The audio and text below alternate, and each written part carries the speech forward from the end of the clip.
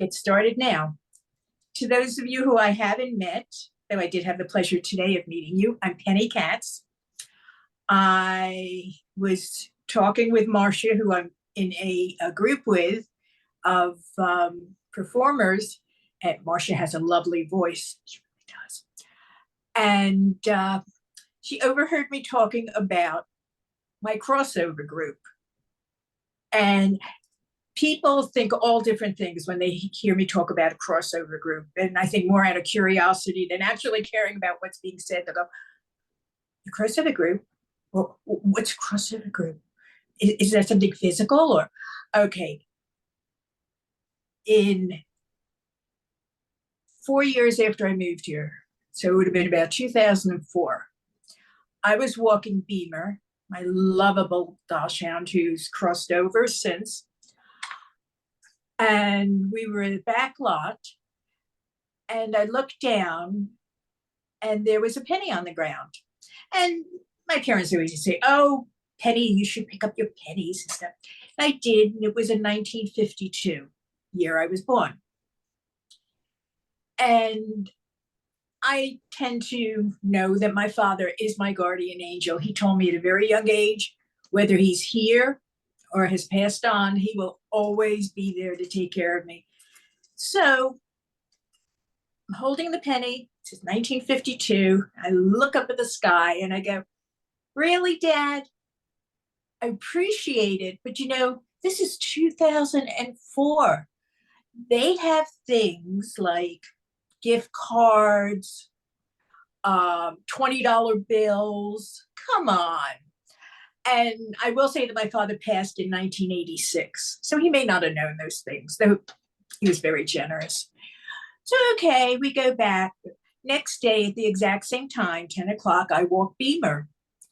And walking right by the same exact spot, there's something on the ground. It was a $10 bill. Now, I was surprised but not shocked.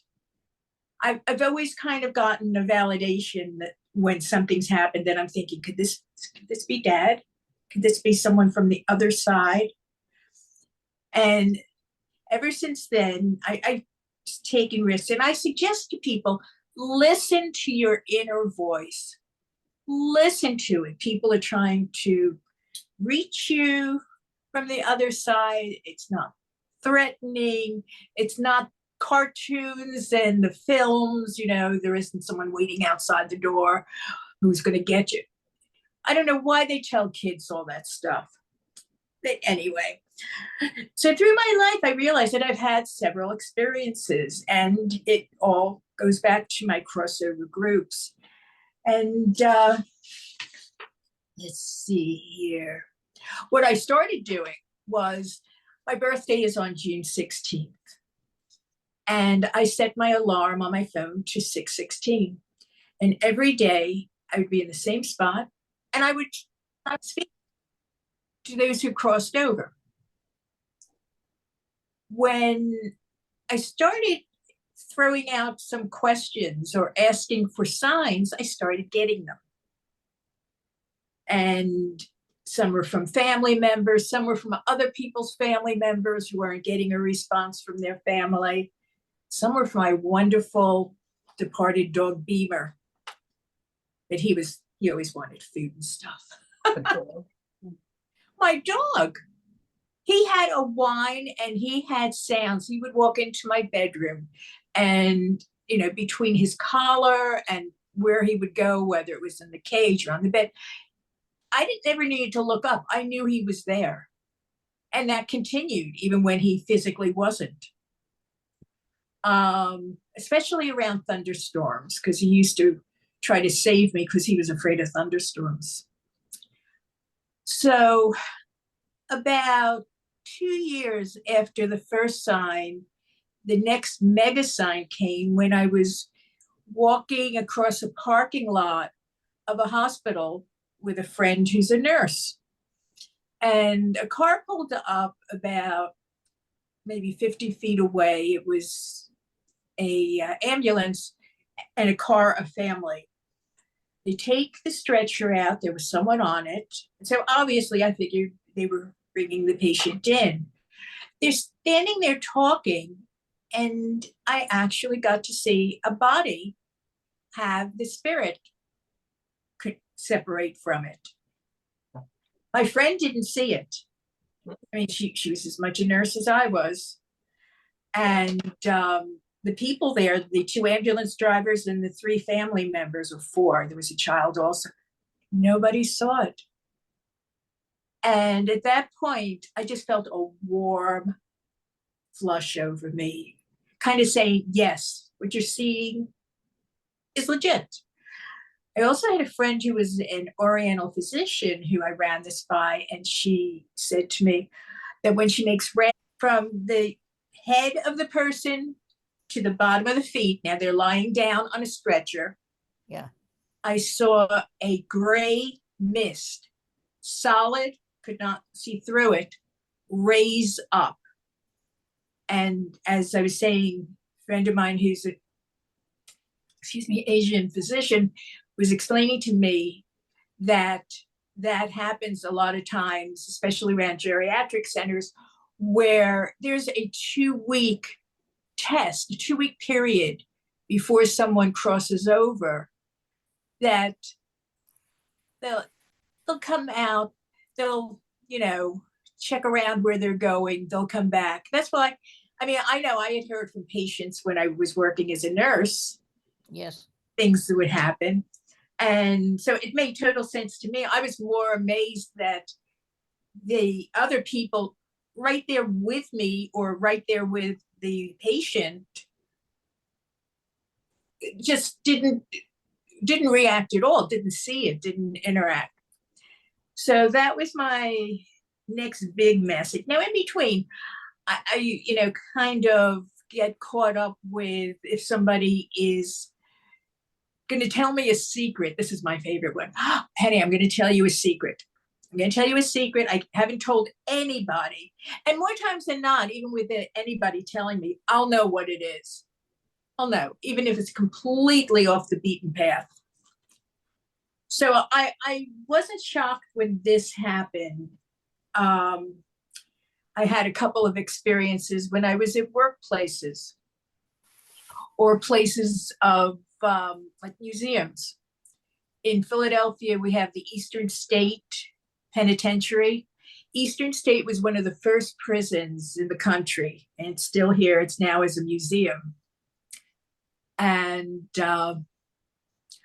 it runs tours and it has a big Halloween, program, but also has a lot of people who volunteer there who rebuilt it and are bringing programs to it. So I got an invite to go to their hospital wing for a tour, which was a closed invite. I went with a friend. There were about 8 of us in the group. And like an idiot, I wore a brand new leather jacket. Get to the infirmary area, and it was fascinating. It really was. This place was way beyond its, early its time, but it also had every medical school making rounds and access to it over the years. So I understood why. We're walking through, and the ward has a lot of beds that are just wires and springs. The hydrotherapy rooms were kind of torn apart. The OR still had the light there, didn't have much, didn't have a stretcher. But things looked like they just stopped. So I was fascinated by the place and felt very comfortable there. Had heard a story that a nurse had been strangled at one time in that area, but just knew it was a male patient, a male prisoner, and didn't know details. About 2 months later, Aditi Roy, I don't know if you know her, she's a news person, was a news person here in Philadelphia, went and did a psychic investigation that was online on TV and recorded it for, I believe, 36 hours. When the group went into the infirmary, okay, all of a sudden the investigator started screaming. He was taken outside where they had EMTs. I don't know why they planned on it, but I guess insurance requirements, whatever. And they cut to another section of going ahead. A couple of hours later, they bring him back and to assure everybody that he's okay, the investigator. And they lift his shirt and show a set of very distinct markings. They're angular. And I thought, that is familiar. Those were the same markings that were on my leather jacket that day when I left there. I was wearing it. I did not feel pressure or anything that cut into it. I still have the jacket. That's okay. So I actually got the tape on that, the video that was made of that. And that was like another validation. And each of these are like little steps, because every now and then I go, this can happen to anybody. Close. Not exactly. I worked at Friends Hospital, which is the first psychiatric hospital. And all these, in one way or another, seem to be tied into Quakers also, which is a little disconcerting. Be careful with your oatmeal. The Friends Hospital was connected underground tunnels. And then it was a subground underground tunnel, which was part of the Underground Railroad. It's all documented. I worked there for 10 years, and about 8.5 of the years I was the evening supervisor, which meant, if nothing else, I had access to every inch of it. Well, we used to go down to the morgue. It wasn't used anymore, but that's where we would kind of congregate, to have a meeting. Made sense to me, except I never felt alone there. I never felt by myself there. I realized that when I would put my keys down on the table, which I'm sure was an originally used table for, autopsies, they would move, kind of like saying, we're here. We're here. We tried the phone that was in the room. It was obviously not connected. I did have to run through those tunnels to get from one building to another at a time if there were emergencies, and started noticing that the lighting system was really awful down there. It was kind of those old-fashioned bulbs in like caged shades. That there was a lot of activity down there. There was a lot of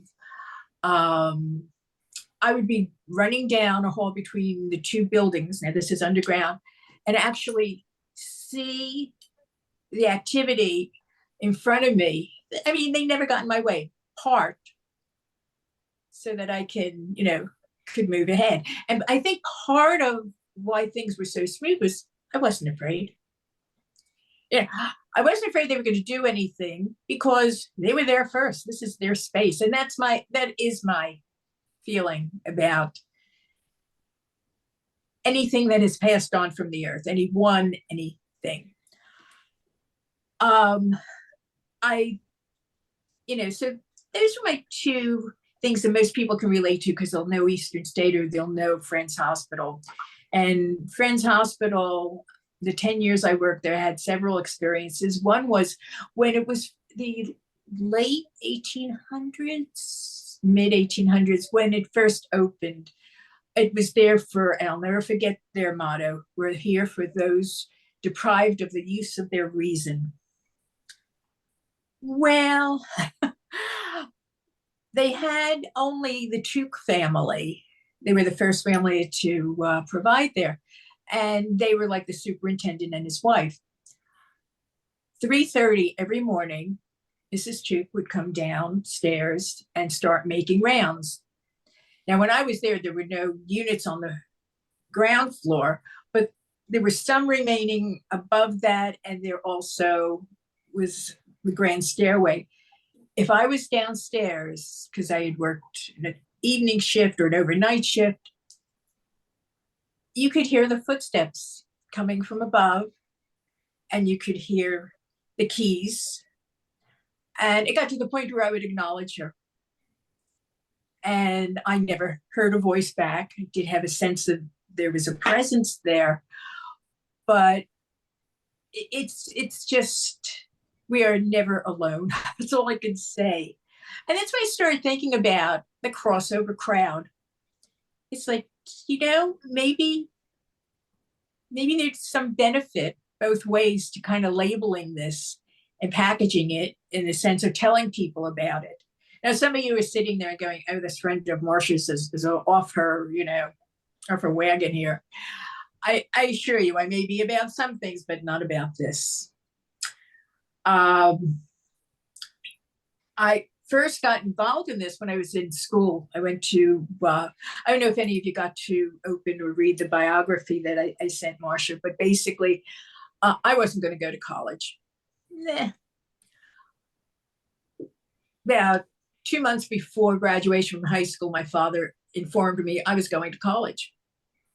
I informed him, nobody had gone to college in our family. Nobody really knew that you needed to do planning and, applying and this and that. And he said, you're going to college. I'll take care of it. And he did. He said, anyone you want. Right. Yeah, with my grades.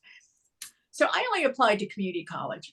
I got accepted there. From there, I got accepted to University of New Haven. And I was only allowed to apply out of town to certain places where families had ties. Our family had ties. After that, I got accepted to University of Pennsylvania. And they were all mental health or psychology degrees that I got. After I came back to Philly and went to University of Pennsylvania, I thought, graduate social, I love social work, but graduate social work, there were some issues with the school as far as it wasn't what I thought it was. I thought it was going to be a lot more teaching instead of memorize our history. So, and I always wanted to be a nurse. Always wanted to be a nurse from when I was in 3rd grade, thanks to the Sears catalog and the nursing costume we sent for that Halloween. I fell in love with it. I wore the cape till it was shreds. So I thought, let me go to nursing school. So I applied to Hahnemann. And even that's an interesting choice. Not being there anymore can't defend itself, but it certainly was not a good hospital. But it was a hospital that you learned things in and that you found things that you wouldn't find, that wouldn't happen that much in the open in other hospitals. So that's how I have my 3 degrees in psych, social work, and then nursing for my 4th. Yeah, my 4th degree. And then I went out in the world. And okay. Let's see here. So when I was in Connecticut, a friend of mine, the year I graduated, took me to see a medium with her. And I don't even think I had planned on getting read. I think I had just gone along for the ride. And the woman insisted that I be read. She didn't turn away getting paid, but she insisted that I be read. And she told me a very strange name of somebody she insisted I knew, even though I said, I never heard of that name. I've never heard of that nickname. I don't know that person. She insisted. And it was like Patskin. Patskin? Well, on the way home, I needed to make a stop. And the person that I interacted with at that stop told me to call him by his nickname, and his nickname was Pastor. Well, I was driving back alone in the dark from Connecticut, and I was just very electrified. Let's just put it that way. It was like, how the heck did she know? And she was insisting, I mean, absolutely insisting that I have some what Lisa Williams, if any of you know Lisa Williams, and I'll get to her in a minute, witchy woo in me. Witchy woo. So after that is when just about everything started with the money, the car, Eastern State, friends, etc. But when I was finally home and I called my friend, and she said that the psychic had called her, wanted to know if I met this person she insisted I was going to meet. Sometimes psychics will tell you, or ask you if you have certain situations going on. There's someone over in Collingsdale, I believe it is, who I went to see. And she's charming, she's lovely. She is so right on. She's solved a lot of crime in the area here. And I went with a friend of mine who I said, you go in first. I'll wait here. You get your reading first. She comes out after about 50 minutes and she's like pissed at me. And she goes, well, you go in and tell your family, thanks. She never met my family. When I got in there, Kim, the psychic, says to me, well, your family's been coming through. They are pushy. Now, my family could be pushy. And she described my father. And so I just started laughing. And she goes, what's this about a big ring? I knew then that she absolutely had gotten some connection. My mother had a ring that she had planned for me to get when she died. And she did a couple years prior to this situation. And when we were dividing up things, I passed on the ring to someone who wanted it more in exchange for something that's worth a lot more between you and me. But Mom was kind of distraught that I didn't take the ring. We settled that. I just asked her to communicate to Mom the reasoning. Mom understood that, but I thought it was so funny. And Dad apparently kept pushing to the front of the question line from the other side, asking questions that there was no way. I mean, I had just met her that day. No way she could have known. Nothing. I try to keep a lot of stuff off of, Facebook or social media. I mean, people who know me know some of it, but so, and she taught me that she and her daughter both were healthcare trained professionals, as is, if you remember John Edwards, he had a medium show on, and like Caputo has on now, Teresa Caputo. Lisa Williams is one that I met. Excuse me. I had gotten tickets to see her years ago at the State Theater in Pennsylvania, in Easton. And it's like a big old vaudeville house. And I thought it was interesting because she was brought to America by Merv Griffin. And when I looked at the carpeting in the theater, it was the Griffin insignia, which if you remember the end of his shows, he always had an old lion kind of statue, and that was his family's insignia. Then I wanted to take a picture of her. Now I'm back in row P, and I'm sure there are a lot of double letter rows, and I just wanted to get that picture of her, and they didn't have phones that were as accurate as they are now with cameras. I took a couple pictures, what I thought, I might have gotten part of her. I got home and the pictures have arms linked, clearing a path between me and her on stage. I got full length pictures. The arms are like x-rays. They're skeletal. I ran into her a number of years later at a more local theater, meet and greet.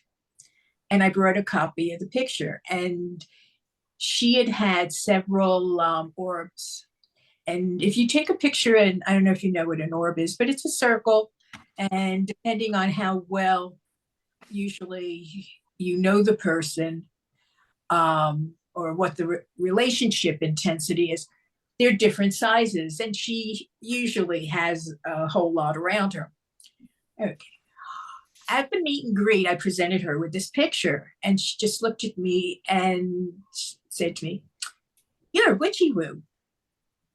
I go, oh, what? There's a book reacting. You're a witchy woo. And I said, I don't know. She goes, well, I do. She goes, that's what they used to call me.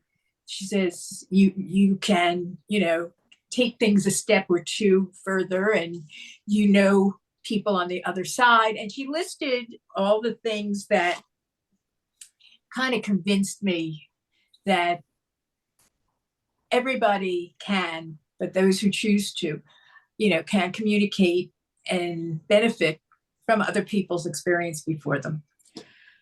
So we took a couple of pictures, and I had an orb in it that I knew was my guide, which was Daddy. And I've kept in touch with Lisa. She's a fantastic person. She has a lot of stuff, if you're interested, on Facebook. There's a school and training that she started. Also, Hay House Publishing, she does a lot of work for. But her name, I will always appreciate her centering me that I'm not losing my mind. These things are happening. That doesn't rule out that I'm not losing my mind, however.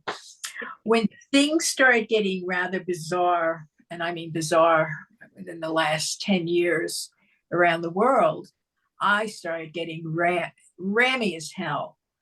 I had fortunately given up nursing by that point. And I think that's a lot of what just triggers people off. And I think that's a lot of what triggers psych patients off, to be honest, going back to my psych work. I found something online today. I don't know if you can see this, but basically it says, empathy fuels connection. Sympathy drives disconnection. And looks like Brene Brown is the one who put the quote on. And this just hit me so hard as the truth.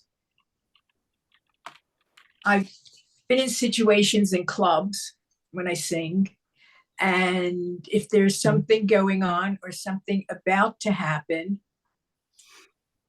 I usually tune in on it.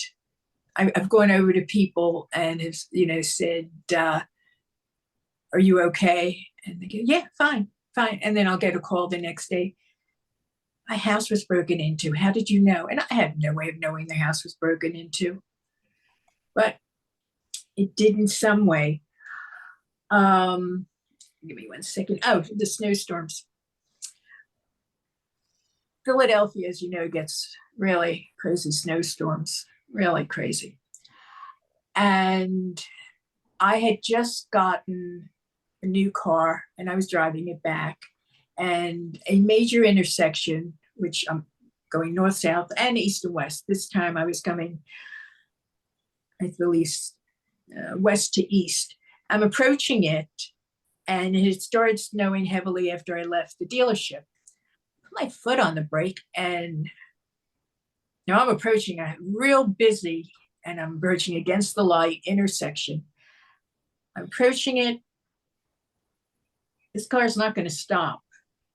Someone's going to get hurt. I'm going straight ahead into 3 lanes of traffic in each direction, and I'm just not comfortable. And I'm like, Daddy, I just don't want to kill anyone with the car. I didn't even care about the car at this point, Dad. And I drove right through it. The light didn't change. Nobody hit me. Nobody even beeped at me. The same intersection, except this time I was going north to south. This was a couple months later, or a year later, the same months. It was icy, and I was going slowly down a hill that was icy, and this woman like T-bones in front of me. So she's here. I'm coming down the hill this way. I try to get around her or slow down. I couldn't move the car. It was a sheet of ice. And she was looking at me terrified. I don't blame her. And again, I grabbed the steering wheel and I'm like, Daddy, do something, Daddy. I don't want to kill her. That's my big thing. That's why I never do anything to impair myself in a car. I don't remember how I got from maybe being 3 feet from her door to being on the other side of the road facing up the hill instead of down. I do remember looking over to see if she was okay, and she looked shocked, but she went. She didn't wait to see what was going on with me, and again, if that wasn't, divine intervention, I don't know what. I mean, I do not recall at all. I don't remember the car sliding, why it would slide through 3 lanes of traffic, get me off to the end of the road. So that was another recall. The worst they can say to you is, well, you're asking me this, but I know you know the answer. The ones that are on the up and up will be up and up with you and say, I'm not getting anything. With a name like KATZ, I assume you're Jewish. Uh-huh. Yeah. Do you know Yes. that the Jewish religion forbids us to go to readers like that? But some do. It's not the first rule I've broken, and it will not be the last. I'm sorry, can you say it again? I said, it's not the first rule I've broken, and it won't be the last. Okay. Angela, did you disappear again? I don't know. She came on and then she's whatever. Nina has a question. Yeah, can I ask it before I forget what it was? Oh, you forgot your question?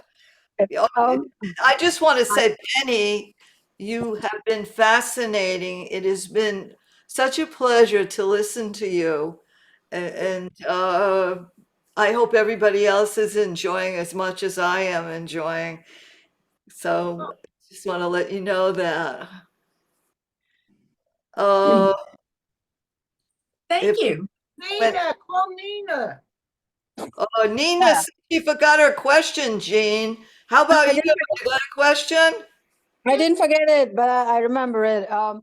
The thing is, what you said, Penny, about that the tunnel in your hospital where you used to go back and forth.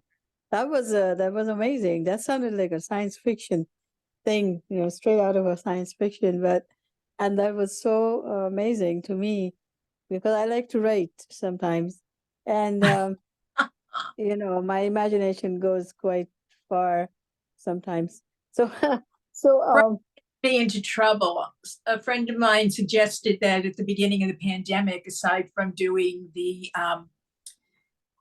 open mics and the entertaining online that I do, that I write down some of the history and things that have happened to me, not only with the psychic sensitivity, but with, other things. As I said earlier, I know if everybody was on, but I was born in Brownsville, Brooklyn. My parents turned out to be kind of unique in the sense that they were both kind of, their parents didn't know how to be parents. They wanted to, but they just didn't know. So it was an interesting raising of what was right, what was wrong. I never in trouble or anything like that. But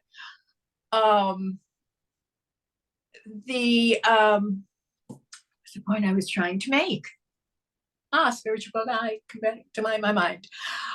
The book. So as I started writing things, like at 4 years old, I remember my father saying to me, Penny, just remember, if you ever get kidnapped, you just tell, and this is very sexist, but he said, you tell the guy your father's not paying a dime. Now, at the time, my father was working as a relief cab driver, a part-time projectionist at the Roxy on Pitkin Avenue, and opening boxes of warehouse. I mean, it's just why he would think anybody would want to kidnap his daughter. But I mean, I was 4 years old. I didn't even know for the heck kidnapping was. And he would say it throughout his life. But he also, fairness to him, I don't know, maybe I get my drama from him, but he would say to me, he was briefly in the Korean War, and he goes to me and my sister, go, okay, we're walking down the street and any little children come over and call me Papa's son, just keep walking. They don't know me. Okay, so I wanted to say that what you said, that struck me was that you gave them their space because they had been there before you. So in other words, you respected them, the spirits, and that was that I found that very touching and very relevant, because that was like a respected space and it was coexistence. Imagine if we transferred that to the living world, how nice the world would be right now. Oh, for sure. For sure. I mean, I'm avoiding politics tonight, but yes, that would be nice. And she is a real actress too. She's kept us entertained for over an hour. Are you a writer also? I'm not professional, but I am working on a one-woman show, and it's called Pulling a Penny, which ever since I was a kid, that's what my friends would say to me. Oh, she's pulling a penny again, which meant I wasn't keeping within the box of norms. I was getting from A to B without stopping, like most people might do. So look for it when it comes to your local neighborhood in about 2 years. Okay. Oh, Daryl, unmute. Daryl has some things to Penny. talk about. Yeah. Hi. Hi, Penny. How are you? Hello. Such an interesting topic for me. I've always been interested in this stuff. I wanted to ask you if you're able to tell me if I had a connection with my dad after he passed. I think he was sending me a message. I don't know if you could be able to tell if that was really my dad or my imagination or my wishful thinking. But What did it feel like? well, I'll tell you what happened. I think Marcia might have heard this story already. What my father was an atheist, like real diehard atheist. You look in the dictionary on the diehard atheist, there's a picture of him, right? So Got it. he would never want to talk about anything spiritual. And I knew he was getting older, and I just wanted to know if, where do you go when you die? Where do you think you go when you die? And he didn't even want to discuss it. He goes, you live, you die, that's it, goodbye. If you don't see it, touch it, it doesn't exist. And the sooner you accept that, the better off you'll be. And that's as far as we went with that conversation. And he died a few months after that conversation. So I was very distraught that he was gone, and I wanted a sign from him because I just was very attached to him. And I was just looking left and right, for some kind of sign. Give me a sign, give me a sign. And then I came upon this letter one day that he'd written a pearl from an oyster for Daryl on an envelope. And, he gave me the envelope. I remember the day he gave it to me, but I don't remember what year it was or anything. But I remember him handing me that envelope, and there was a pearl in the envelope. Though the pearl was long gone, but there in his handwriting was that letter. And you know what, the date, he dated it. He didn't have to put a date on that because he was handing me the letter. It wasn't like he wrote it. You know, the day that he put on that note was the day he died. The same day that he died, it was August 17th. And I felt like, that was his way to talk to me, because he told me if you can't see it and you can't touch it, it doesn't exist, It certainly sounds plausible. You know Sure. what? 17th is my birthday. It's your birthday too? Wow. Really? So I Yeah. don't know, does that mean anything? Does it mean he was talking to me like he put it in writing? He would have probably had to put it in writing because he was so, he didn't believe in that. Well, he didn't believe in that at the time you were talking to him when he was here. Right, right.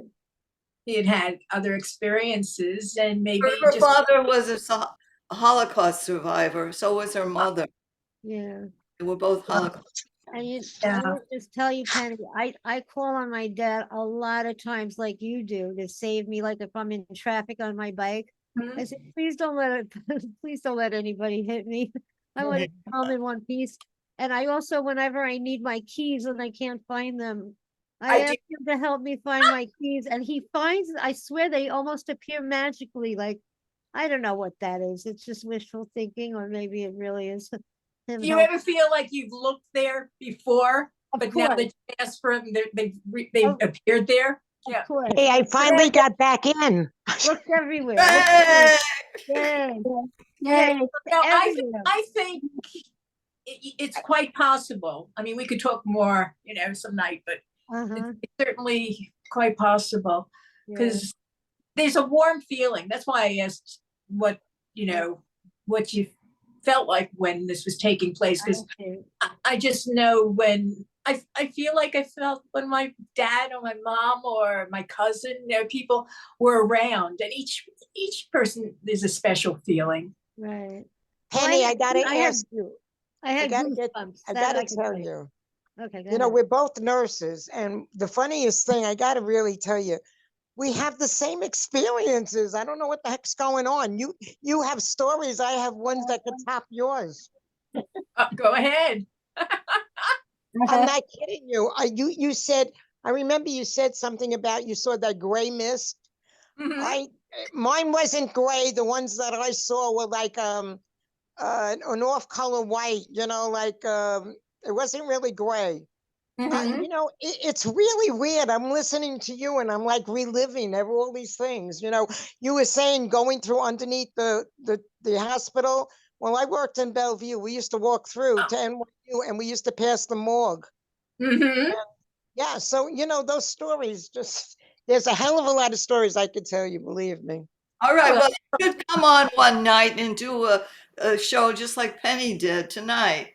So you're yeah. welcome. Oh my God, I would go on forever. You think she went on forever? Forget it. No, I don't think so. I think she could go on longer, and we were very entertained by it. And I enjoyed it very much, and I think Oh we my all God, I did. enjoyed it. I just, it just when no matter what I did, it wouldn't unmute, and all of a sudden it just did. Oh, well, I'm so glad that you did. I was going to say that you'll send her an email, but Oh anyway, my God, it's unbelievable the story. I just, God, half of the stories nobody believes me. I could give you a funny one. It wasn't even funny. I was working ER in Bellevue, and they brought in these parents brought in the child. She was about 8 years old. And it seems that they were walking in Central Park over the bridge, and she suddenly collapsed. And she started talking German. They lived in New York all their lives. They don't know German from a hole in the head. So anyway, she brought in, they had to get a German interpreter, and they found out that this girl kept saying she was murdered. Mhm. All right, so they checked it out and everything else. I only know a little portion of it, but it found out that her uncle had murdered her. But it wasn't, she was somebody else. She said her name was something else, and that her uncle murdered her and threw her off the bridge. And everybody thinks she just fell off the bridge, but it wasn't true. It was the uncle that threw her off the bridge and killed her. So anyway, when they confronted from what I understand, when they finally confronted the uncle, because he was still alive, he was like in his late 80s or something like that, and he admitted it. And you know what happened after that? She came out of that, whatever it is, and was back to her normal self. Now, is that incredible or something? What the heck is that? It's credible. Mm. Yeah, it was Incredible. really weird. She had no recollection of speaking German. I don't know what the heck happened. So, there is something going on, isn't there? Yeah. Wow. I think we're all capable of communicating on several levels. Yeah, it's amazing. It really is amazing. But Yeah.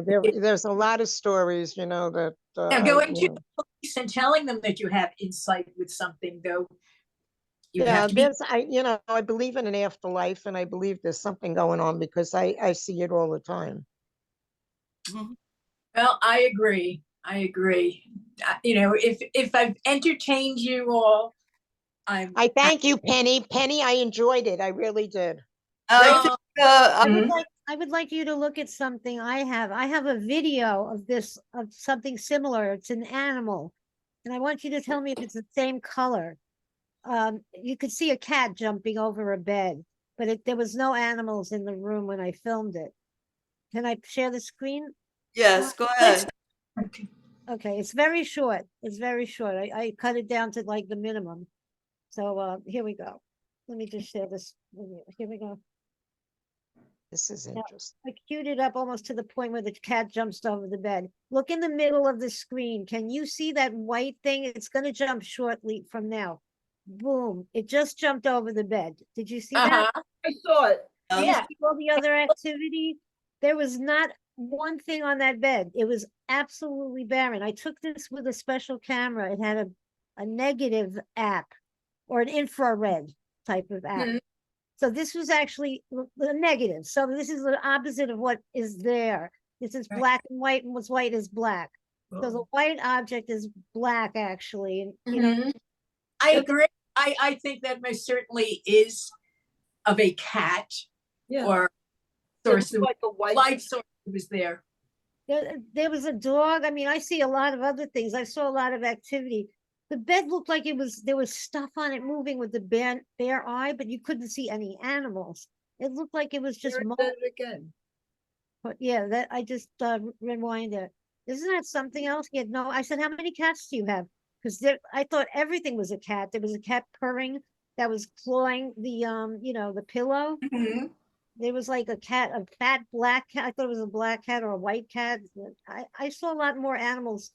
I showed this to a preacher who saw a turtle in there. I didn't see a turtle, but for sure that was a cat that jumped over the bed. There's no doubt about it in my mind. But he said, I could see the ears. I don't have a cat, he says. I don't have any cats. So I have one The dog. And I camera was took another. focused on what? I was looking at the general area of the bed. I Bed. was trying. I'm not a very good videographer. I don't have a good Oh, hand. it looks like you're good to get No, this. I'm not that good. My camera was good, but I can't keep a straight hand. I was trying to focus it. Yeah, there's something going on. There's animals. Talk here. Well, I'm just going to relate something that my mother told me because my mother she's a religious person, and in her church, when a parishioner is near the end, usually the church used to send her or another person to their house, so like comfort them because they know that they're going to be passing on.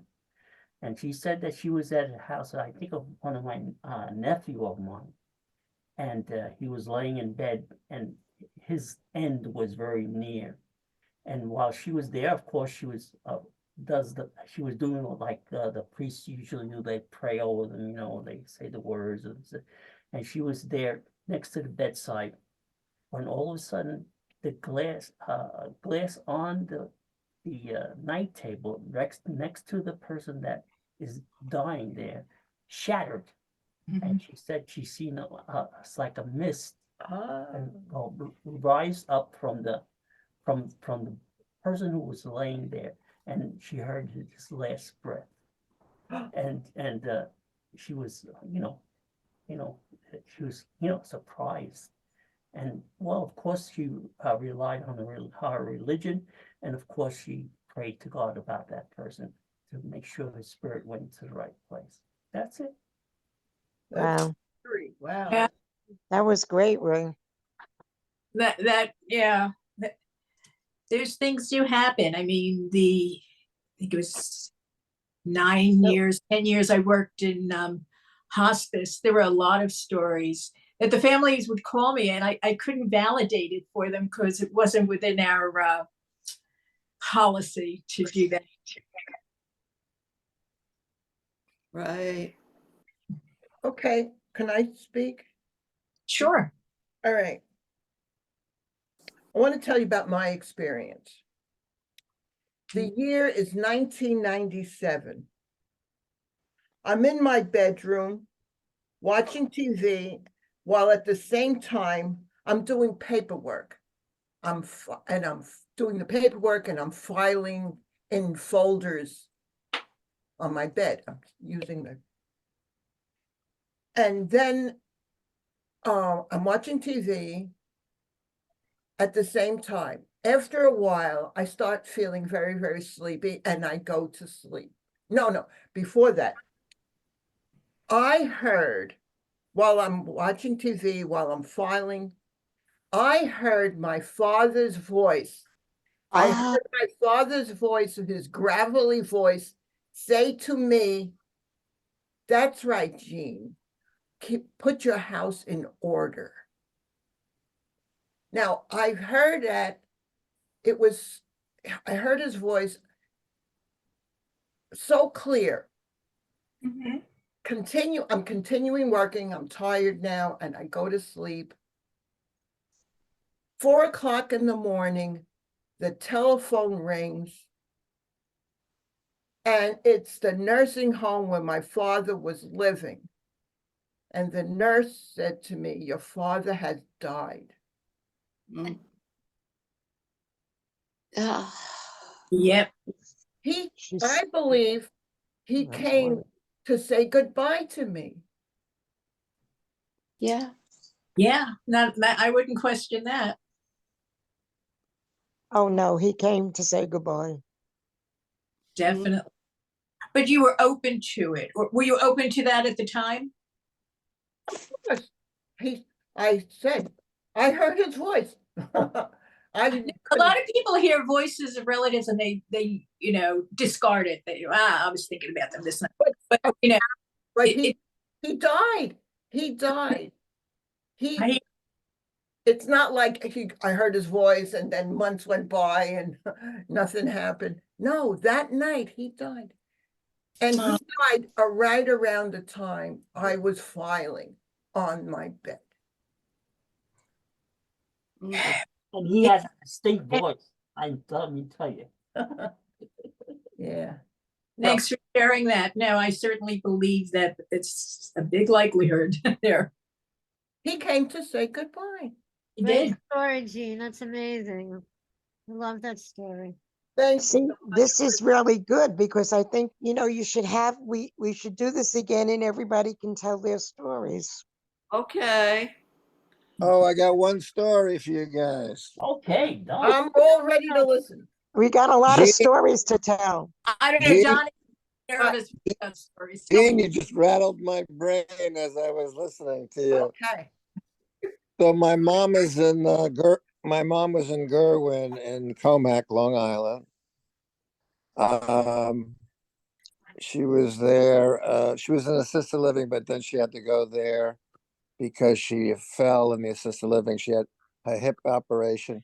She never really came out normal after the anesthesia, which is very common. And I was with her, the night before. I was supposed to go away on a business trip, but I was home that morning. I decided not to go. My older daughter was still living at home, and it was early. I think it was 2016. We had our last snowfall of the season. It was second week of April. It was kind of strange. It wasn't a storm, but it was snowing. And my daughter goes out to a Subaru, and her car doesn't start. And I'm trying to get it started with her, and my wife's inside, and she says, "It's the nursing home." I come in, I speak to the woman. She says, "The mom just passed," and I go outside back to my daughter, and the car started. Immediately, right? That she wanted you to wait. Wow, Don, that's great. That's She unbelievable. wanted me, She wanted you to she wait. wanted us to She suffer. didn't want to bother you. No, she didn't want him to miss that call. Yeah, Mhm. something like that, but it was too coincidental. It was so bizarre. So bizarre. And that is my quick and dirty story. That was good, today. Don. I enjoyed that. Thank I you. Well, Sharing, you're related to my story. Almost the same, yes. I have something to say, Marcia, if it's okay. All right, go ahead. This is Joan from West. Hi, everybody. I'm very sensitive to the dead, and I get a lot of intuitions. And I was 15 years old, and my father had died, and we're Italians. And mommy wore the black, and all the ladies in the family wore black. Yeah. And mommy would cry and cry, Patsy, Patsy, come home, Patsy. And I was real concerned about my mommy. And I'm laying on mommy's and daddy's bed. I used to crawl in between them. I was the third child. And daddy comes up to the window on the second floor where the clothesline is and says, "Don't worry about your mother. She's going to have a long life." Here, but if not, you'll find it on YouTube, and I'll make sure. If you don't get the information, just let me know. I'll make sure you get the link. So you show us where to find it on YouTube. Yeah, you'll get an email with the link. Great. But if you go onto YouTube, what do you put into your name? You just press the link; it'll come right up. Okay, so you can't blind search it though. You probably could if you go on to where I put all my things, but it's better if you have the link and then you can Okay. do it. Marcia, thank you so much for inviting me. I appreciate it. Look forward to seeing you tomorrow night. Okay, so listen, think of something else that you want to do, and we'll all get together again. And it's fun. Hey, Thank I will be in touch with you. I certainly would. I have that show to work on for next week, but after that, my mind should be basically clear. Right. I Sounds enjoyed good. it much. Wonderful. All right, I'm signing off now. Everybody have a good Right. night. Good night. Good night. Thank Have a you. nice- Thank you. Night. See you again. Yeah. Good night. Good night. Night. Night. Night.